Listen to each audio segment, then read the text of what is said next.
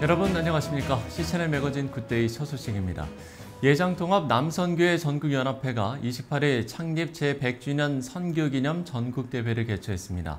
땅끝까지 이르러 증인이 되게 하소서라는 주제로 열린 이번 대회는 전국에서 모인 3천여 명의 회원들이 참석한 가운데 다양한 기념사업과 선교운동이 펼쳐진 대회였다는 평가가 이어졌습니다. C채널 취재팀이 보도합니다.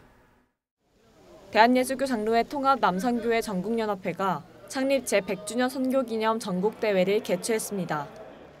8월 28일부터 30일까지 홍천 비발디 파크에서 열린 이번 대회는 땅끝까지 이르러 증인되게 하소서 주제로 열렸으며 전국에서 모인 3천여 명의 회원들이 참석한 가운데 진행됐습니다. 남선교회 전국연합회 회장 정성철 장로의 인도로 진행된 일부 개회 예배는 직전 회장 김영창 장로의 기도와 서기 김종학 장로의 성경 봉독, 예장통합 부총회장 김영걸 목사의 말씀 순서로 진행됐습니다.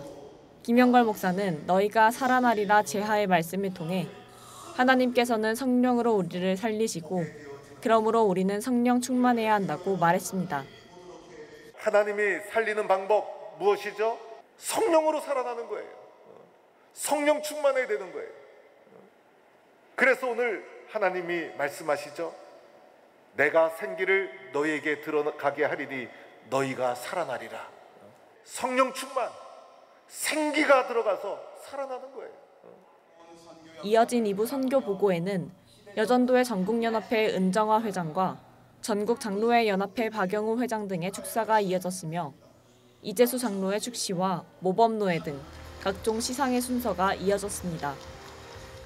이번 남선교회 전국연합회는 창립 제100주년 선교기념 전국대회를 시작으로 남선교회의 시작을 알린 안동교회에 창립 100주년 기념 조형물 설치와 필리핀 현지에 남선교회 창립 100주년 기념교회를 건축 중에 있다고 밝혔습니다. 또한 남선교회 전국연합회 회장 정성철 장로가 적극적으로 추진 중인 커피 한 잔의 선교를 통한 선교비 모금으로 보다 적극적인 선교 지원 활동에 매진할 것을 다짐했습니다. C채널 뉴스 김지윤입니다. 한국기독교군선교연합회와 한국군선교신학회가 기독교 군종교구 목회 아카데미를 열고 2024년 제1회 복음설교 세미나를 개최했습니다. 지난 27일 경기도 이천 에덴낙원에서 열린 이번 세미나는 성경의 원리와 가치, 진리를 장병들에게 바르게 전달해주고자 개최했고 군선교 현장에서 섬기는 군선교사들과 군선교사협의회 등 60여 명이 참석했습니다. 이 자리에 참석한 군선교사들은 국군 장병들에게 복음을 전할 때 모든 가치의 우선순위는 성경이 돼야 한다고 강조했습니다. 다가오는 종교개혁주일 10월 27일에는 서울 광화문 일대에서 한국교회 성도들과 목회자들이 한자리에 모여서 동성애 차별금지법을 막기 위한 기도회를 개최합니다. 거룩한 방파제는 지난 29일 서울 중구 코리아나 호텔에서 교단장 총무 초청 기자간담회를 열고 2024년 종교개혁 주일을 맞아서 동성애 차별금지법 법제화를 막고 한국교회가 하나 돼 기도하는 한국교회 200만 연합예배와 큰 기도회를 개최한다고 밝혔습니다. 환영사를 전한 거룩한 방파제 대회장 오정우 목사는 교단과 지역이 다르지만 하나의 깃발을 들고 조국을 살려내자고 강조했습니다. 또한 이번 집회는 10월 27일 오후 3시 광화문과 서울역 일대에서 열리는 예배로 현장과 온라인 모두 200만 명의 성도들이 참여하는 걸 목표로 하고 있다고 밝히면서 차별금지법 이하 모든 동성애 악법 저지에 동참해 줄 것을 한국교회에 요청했습니다. 찬양사역단체 홀라이프 월십이 28일 정규앨범 1집 홀라이프 월십을 발표했습니다. 기독교 NGO 라이프 워시퍼가 결성한 단체인 홀라이프 워십은 그동안 정기적으로 홍대 워십 스튜디오와 온마음 시어터 등에서 찬양 예배를 드려왔습니다. 홀라이프 워십은 이번 앨범을 통해 지난 6년간의 사역을 돌아보고 감사의 마음을 담았다고 밝혔습니다. 특별히 이번 앨범은 스웨덴 화가 EMI가 앨범 수록곡들을 성경적으로 해석해 표현한 작품들이 주요 표지를 장식해서 디자인적으로도 높은 평가를 받고 있습니다. 홀라이프 워십은 이번 앨범 발매를 기념해 29일 서울 영복교에서 기자회견과 감사 예배를 드리고 특별 전시회를 개최했습니다.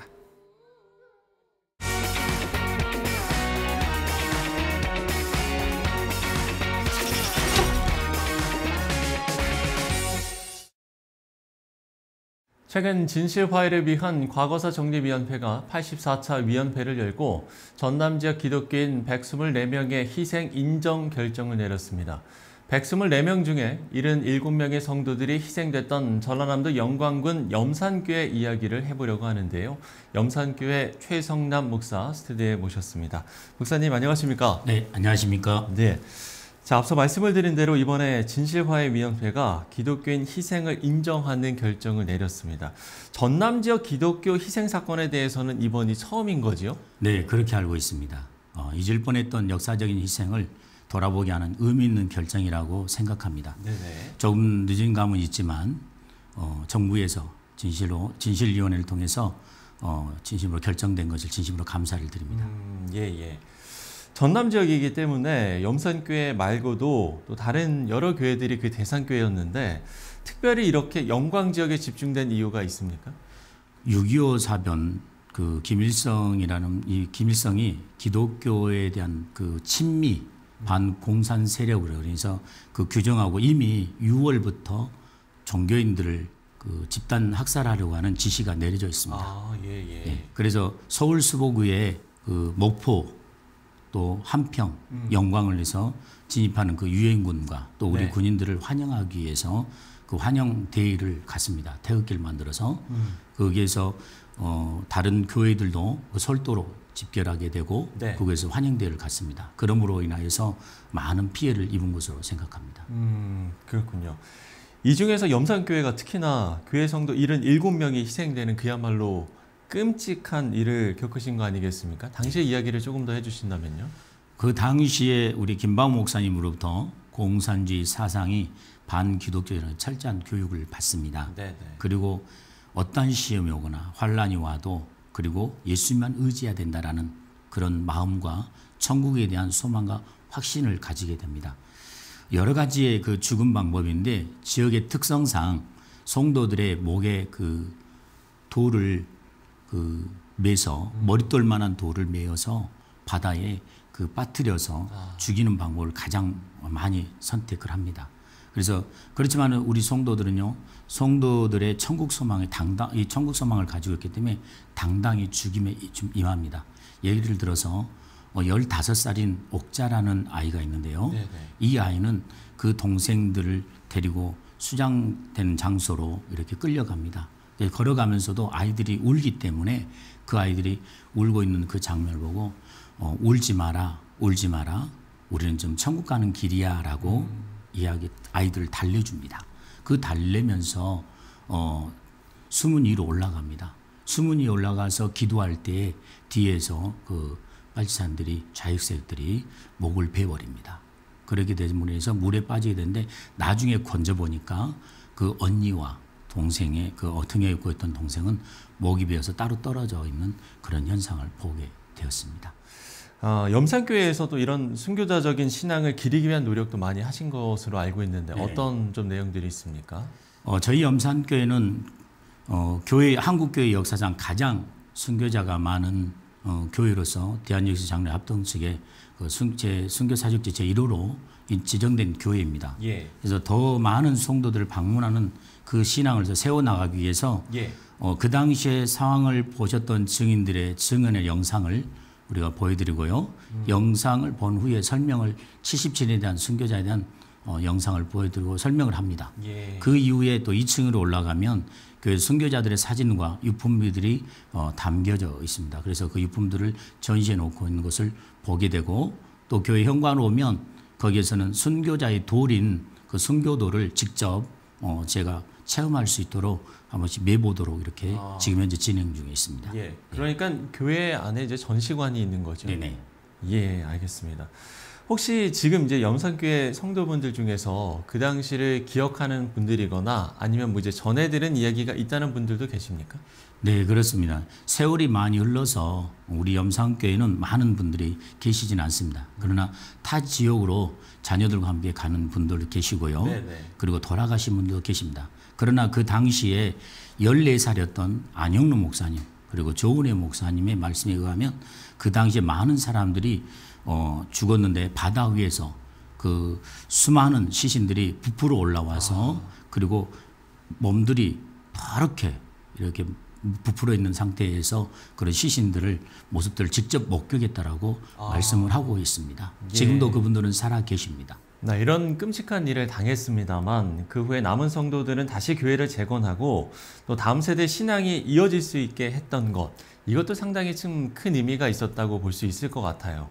성도들의 시신을 수습한 그 청년이었는데요. 청년으로서 광주 고등성경학교 재학생이던 안종열 전사님과 그리고 남아있던 그 성도들이 두려움에 떨거나 낙심하는 것이 아니라 더 믿음을 크게 가지고 있음으로 해서 1951년 2월 21일에 그 수요일 밤 예배를 농협창고에서 예배를 드리기 시작합니다. 그때 그들이 성경에 땅에 묻혀있던 성경 그리고 항아리 속에 담겨져 있는 성경과 찬송을 꺼내어서 처음 예배를 드리기를 시작합니다.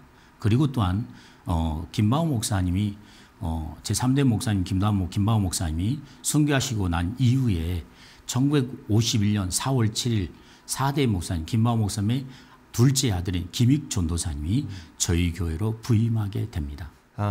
사실 이제 역사는 그 당시를 기억하는 이야기에 그치는 게 아니라 지금 이제 우리 삶에도 영향을 미치지 않겠습니까? 70여 년 전의 일이긴 하지만 지금 우리에게 어떤 메시지를 전하고 있다고 생각을 하시는지요? 우리들이 이런 일들이 역사적인 사건으로만 알아서는 안 됩니다. 그래서 그들의 신앙을 지키는데 목숨까지도 내어줬던 것을 두려워하지 않았거든요.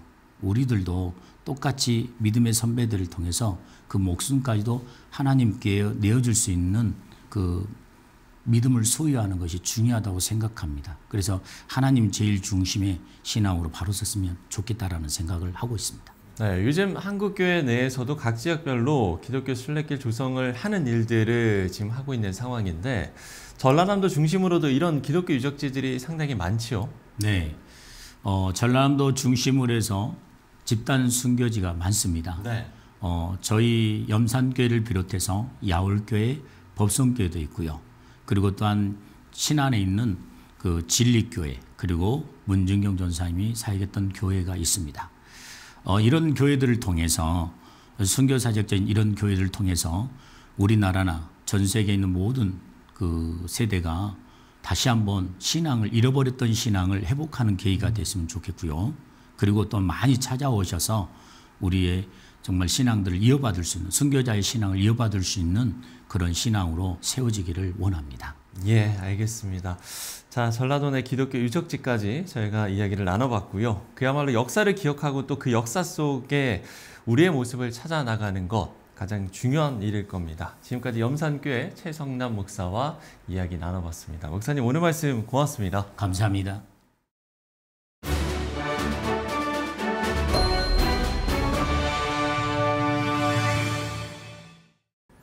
네, 이제 8월을 마무리합니다. 새로운 달 9월은 특별 새벽 기도로 시작하는 교회도 많은데요. 우리의 모든 기도 제목들이 하나님께 연락되는 소망의 시간들이 됐으면 좋겠습니다. 오늘 순서는 여기까지입니다. 시청해주신 여러분 고맙습니다.